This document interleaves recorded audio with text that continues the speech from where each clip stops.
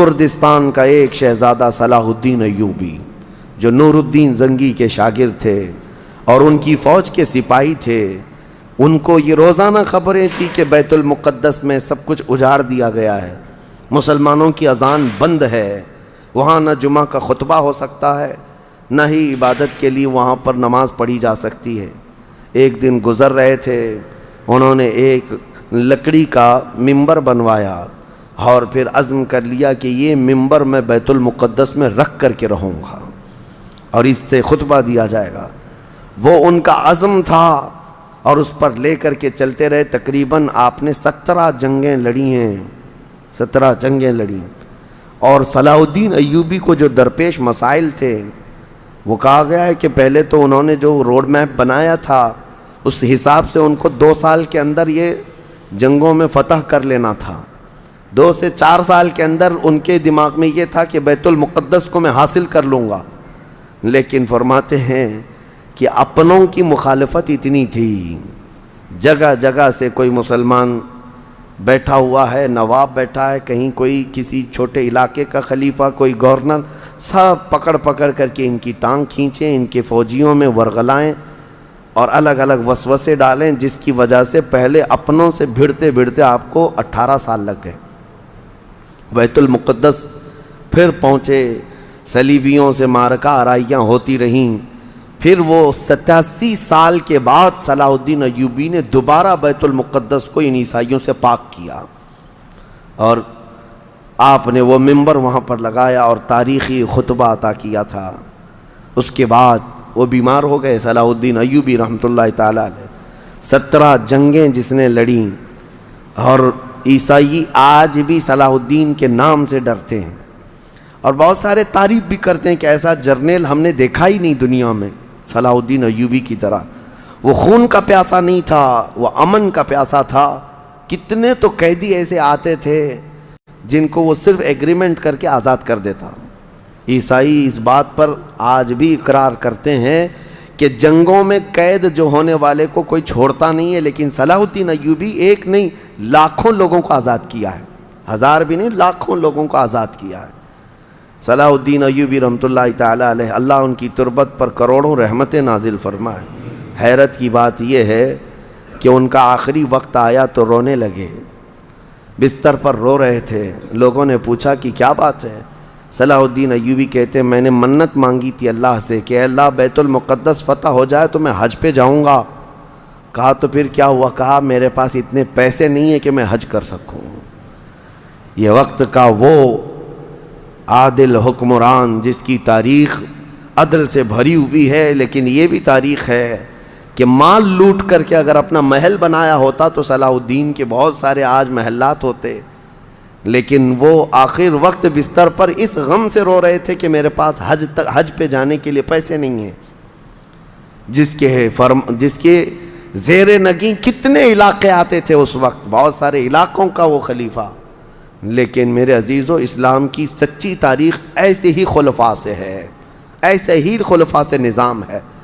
پھر یہ زمانہ چلتا رہا، تقریباً 800 سال گزر گئے، 1921 آیا، 1921، یہ جو گزری ہوئی سینچری ہے ابھی ہماری، یہ فرسٹ ورلڈ وار جب ہوئی، پہلی جنگ عظیم، اس جنگ کے دوران یہودیوں نے زبردستی اجازت مانگی برطانیہ کو ثالث بنا کر کے، کیونکہ جب ترکی کی حکومت ختم ہو گئی جس کو خلافت عثمانیہ کہا جاتا ہے، جب وہ کمزور ہو کر گر گئی، کیونکہ ان کا دبدبہ تھا، یہ آخری خلافت ہے جو زمین پر تھی، اگرچہ خلافت کے نام سے جو مشہور رہی، تو حضور صلی اللہ تعالیٰ علیہ وسلم کی وفات کے بعد سے لے کر یہ ترکی کی خلافت عثمانیہ تک اس روئے زمین پر خلیفہ ہر زمانے میں کوئی نہ کوئی رہا، لیکن 1921 سے لے کر 1921 سے لے کر اب کا زمانہ آ گیا 2023، اتنے سال، 100 سال گزر گئے، پوری دنیا میں اب کوئی خلیفہ مسلمانوں کا نہیں رہا۔ بادشاہ تو بہت سارے ہیں، امیر المومنین اور خلیفہ کے نام سے اس روئے زمین پر اب کوئی نہیں۔ ان ظالموں نے ہماری خلافت کے نظام کو مار ڈالا، ختم کیا، خلافت کو زمین سے ختم کیا۔ اب لوگوں کو نیا لگتا ہے کہ خلافت کا مطلب کیا ہے؟ خلافت ایک نظام ہے پورا، پورا نظام ہے. جب ڈیموکریسی ایک نظام ہے, کمیونزم ایک نظام ہے, تو اسی طرح سے خلافت جو ہے میرے مصطفیٰ کے نظام کا نام ہے. جب یہ ختم ہوا تو پھر 1921 میں یہودی جگہ جگہ سے جو مارے گئے تھے, اس وقت جرمن سے بھگائے جا رہے تھے, جینوسائیڈ کیا گیا تھا یہودیوں کا, جرمن میں مارا جا رہا تھا, تو ان کے اوپر دنیا والوں نے چنتک بیٹھک جس کو کہتے ہیں رحم کرنے کا کئی مرتبہ بیٹھکیں ہوئی. بڑے بڑے لوگوں نے کہا یہودی پوری دنیا میں مارے جا رہے ہیں اور یہ مظلوم ہیں, ان کو کہیں پناہ دی جائے. پناہ دینے کے لیے جب بات آئی تو فلسطین کا ایک چھوٹا سا علاقہ 4000 یہودیوں کو رہنے کی اجازت دی گئی. 1921 سے 4000 یہودیوں کو رہنے کی اجازت دی گئی. اور پھر جب وہ 4000 یہودی رہے تو بڑھتے بڑھتے دنیا بھر سے لوگ ہجرت کر کے یہودی وہاں جاتے رہے اور تقریباً 1947 جب ہمارے ہاں آزادی کا مسئلہ چل رہا تھا, تب تک یہودی جو ہے لاکھوں کی تعداد میں وہاں جمع ہو چکے تھے.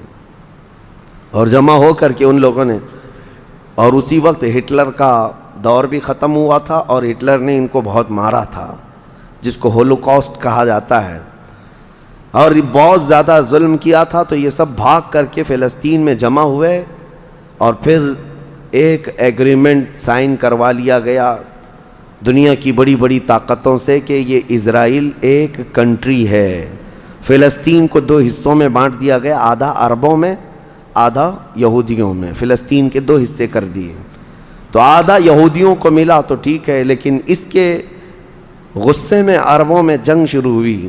1948 کے بعد پھر جنگوں کا آغاز ہو گیا.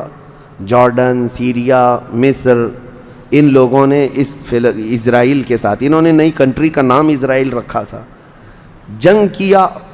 جب جنگ کرتے رہے اسرائیل اپنے پیر پھیلاتا رہا اور آگے بڑھتا رہا, کیونکہ اس وقت ان عربوں کے اندر یا جدید ہتھیار نہیں تھے. اسرائیل کو فلی طور پر امریکہ کا سپورٹ تھا, UK کا سپورٹ تھا, یورپ کا سپورٹ تھا. ان تینوں ملکوں کے ساتھ بڑی خوفناک جنگوں میں ان کو پیچھے ڈھکیل دیا گیا, بلکہ جو صحرائے سینا تھا مصر کا وہ بھی اسرائیل نے قبضہ کر لیا. طور سینا جس کو کہتے ہیں, کوہ طور, وہ بھی ان کے لیے مقدس تھا, وہ بھی حاصل کر لیا. پھر اس کے بعد دوسری جنگ بھی ہوئی تھی مصر کی, تب مصر نے وہ علاقہ واپس لیا اور اسرائیل کو سمیٹنے کی کوشش کرتے رہے. 3 بڑی جنگوں میں ہوا یہ کہ جب جنگ ہوتی رہی اسرائیل پھیلتا رہا. پھر 1978 کے قریب یا 75 کے آس پاس اسرائیل نے پورے طور پر فلسطین کا کنٹرول اپنے ہاتھ میں لے لیا, جس میں بیت المقدس بھی چلا گیا. یہ ہے تاریخ میں آدم علیہ السلام کے زمانے سے لے کر یہاں تک کی بتا رہا ہوں, مختصر جھلکیاں.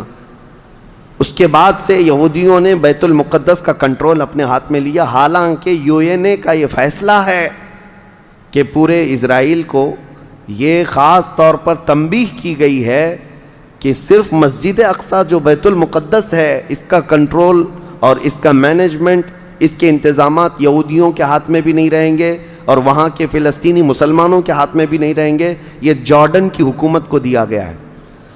جارڈن کی حکومت جس کو کسٹوڈین آف یہ کہا جاتا ہے بیت المقدس, وہ اس کے انتظام دیکھتی ہے, لیکن برائے نام ہے یہودیوں نے دھجیاں اڑا رکھی ہیں پورے دنیا بھر کے قوانین کی. جہاں ان کو پابندی تھی کہ یہاں نئے گھر نہیں بنائیں گے, ابھی 3-4 سال پہلے انہوں نے پورے مسلمانوں کے محلے کو ختم کر کے 200 گھر بنائے, یہودیوں کو آباد کیا. برسوں سے یہاں جو مسلمان تھے, ابھی آپ جا کر کے کبھی دیکھیں یروشلم, بیت اللحم جو بیت المقدس کے آس پاس کے علاقے, رام اللہ, 40 سال 45 سال ہو گئے دکانوں کو تالے لگے ہوئے ہیں, جالے لگے ہوئے ہیں, لیکن کھولنے کی اجازت نہیں ہے. اتنے پرانے وقت سے دکانیں بند ہیں. کہا کہ نہیں, یہودیوں کی طرف سے کوئی یہاں پر کھولنے کی اجازت نہیں ہے, مسلمانوں کے نام پر. اور اللہ کا فضل تو دیکھیں, وہ مسلمان کیسے جگرے والے لوگ ہیں. میں نے اپنی آنکھوں سے دیکھا ہے, ہر جگہ کی طبیعت کے اعتبار سے اللہ تعالیٰ مخلوق پیدا کیا ہے.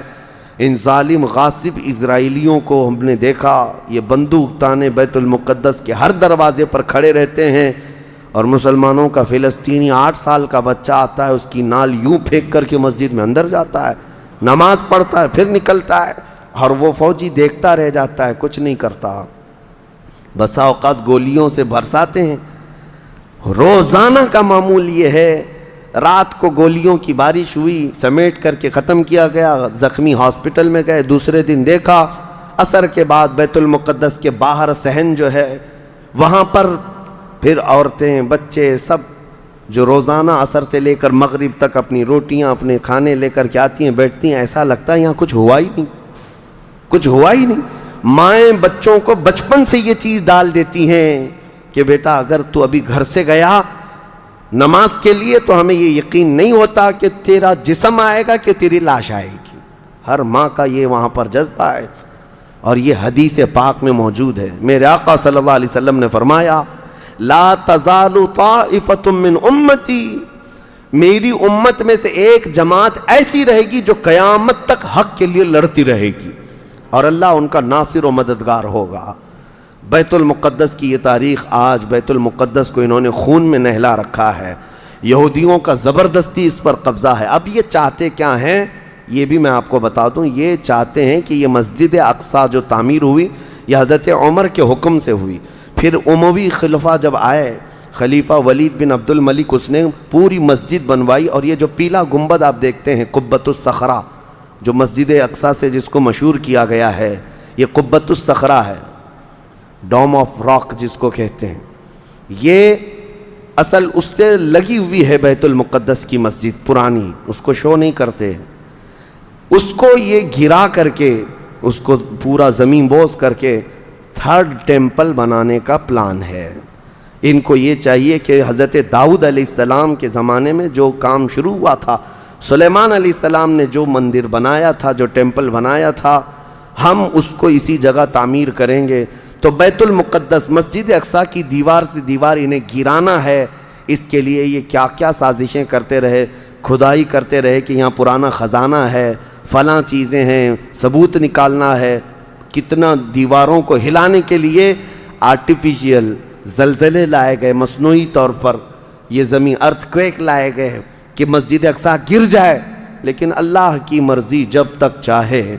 اب اگر حالات ایسی ہیں تو یہ مسجد اقصیٰ کو گرا کر کے وہاں پر ایک 3rd ٹیمپل بنائیں گے، جس کا پورا آرکیٹیکٹ ڈیزائن بھی انہوں نے ظاہر کر دیا ہے، نشر کر دیا ہے، کوئن بھی ایک جاری کر دیا ہے جس کو لے کر کے ان کے 3rd ٹیمپل کے اندر جائے گا، آئے گا۔ یہ 2017 کی بات میں بتا رہا ہوں، پوری تیاریاں کر لی گئی ہیں۔ اب دیکھا گیا ہے کہ مسلمان ہر جگہ سے سوئے ہوئے ہیں، اب کوئی بھی اٹھتا نہیں ہے۔ عربوں کے منہ میں تو انہوں نے اپنی زبان رکھ دی ہے، عرب اب بولنے کے قابل نہیں رہ گئے، اور بغل کے جو دیش لڑے تھے پہلے، مصر، سیریا، جارڈن، آج ان کی حالت کیا ہے؟ وہ خود خانہ جنگی میں مبتلا ہیں، آپس کی لڑائیوں میں مصروف ہیں۔ اسرائیل کی غنڈہ گردی اور دادا گیری اس حد تک بڑھ گئی ہے کہ اسے آس پاس کسی کا خوف نہیں۔ ہاں اگر کچھ بولتا ہے تو کبھی ترکی بولتا ہے، ہاں اس کو اپنے اس ملک کے لیے سب سے بڑا خطرہ محسوس ہوتا ہے تو ایران ہے۔ ایران کو اس نے سعودی سے ایسا لڑا کر کے رکھا ہے کہ وہ آپس میں جنگیں کرتے رہیں، اسی لیے ابھی ایران اور سعودی کا پیس معاہدہ ہوا، ایگریمنٹ ہوا، تو سب سے پہلے نیند حرام ہو رہی ہے اسرائیل کی کہ یہ اگر دوست ہو گئے تو میرا کیا ہوگا، میری حفاظت کیا ہوگی۔ اسرائیل حماس کو مدد کرتا ہے، جو غزہ میں ایک علاقہ باقی رہ گیا مسلمانوں کا جو فلسطین کے اندر ہے، جو آج تک لڑ رہے ہیں، آج تک راکٹ داغتے ہیں، اسرائیل کے ساتھ لڑتے ہیں۔ 20,000 کی تعداد ہے وہ بیچاروں کی، 20,000 کی تعداد ہے۔ اب یہ تاریخ اس طرح سے بتائی جاتی ہے، نیوز اس طرح کی ہے، اسے حماس کو اسرائیل مدد کرتا ہے، فلاں مدد کرتا ہے، جو بھی مدد کرتا ہو ہمیں اس سے وہ نہیں، لیکن ایک حق جماعت قیامت تک حق پر قائم رہے گی اور بیت المقدس کے لیے لڑتی رہے گی۔ پھر وہ دن آئے گا جب میرے آقا صلی اللہ تعالیٰ علیہ وسلم کی حدیث پاک ہے، خراسان سے ایک جماعت نکلے گی، خراسان سے ایک جماعت نکلے گی۔ خراسان پہلے کے دور میں رشیا کا کچھ حصہ، افغانستان کا کچھ حصہ، ایران کا کچھ حصہ، ایک پورا بڑا نقشہ ہے، اس کو پرانا خراسان آپ دیکھیں گے۔ خراسان سے ایک جماعت نکلے گی، ان کے ہاتھ میں کالے جھنڈے ہوں گے، میرے آقا نے فرمایا وہ اتنی تیزی سے نکلیں گے کہ دنیا کی بڑی سی بڑی طاقت ان کا راستہ نہیں روک سکے گی، اور وہ سیدھے جھنڈے لے جا کر کے بیت المقدس میں نصب کریں گے، اور پھر اسلام کا پرچم وہاں سے بلند کیا جائے گا۔ یہ قیامت کے قریب ہونا ہے۔ اب میں اس بات پر اپنی گفتگو ختم کرتا ہوں۔ دعائیں تو ہیں کہ اللہ تعالیٰ بیت المقدس کو آزاد کرے، لیکن یہودی جتنے دن ناچتے رہیں گے، دندناتے رہیں گے، ایک دن آنا ہے دنیا اوپر سے نیچے ہو جائے، نیچے سے اوپر ہو جائے، مگر میرے مصطفیٰ کا فرمان ہو کر رہے گا انشاءاللہ، اور غلبہ اسلام آ کر رہے گا۔ آج یوم القدس کے طور پر پوری دنیا میں یہ بات منائی جا رہی ہے۔ میں بچوں میں یہ انفارمیشن نقل کرنا چاہتا ہوں کہ بچوں یاد رکھو ہمارا بیت المقدس سے کیا رشتہ ہے، ہمارا کیا تعلق ہے، اور ہمارے لیے وہ کتنی عظمت والی جگہ ہے۔ اس لیے کہ آپ ہندوستان میں ہیں، دور دراز ہیں، کہیں پر بھی ہیں، لیکن روحانی رشتہ تمہارا جب مدینے سے جڑا ہے تو مدینے کے آقا کے فرمان سے بھی جڑا ہوا ہے۔ اللہ کریم ہم سب کو بیت المقدس کے محافظین میں شامل فرمائے۔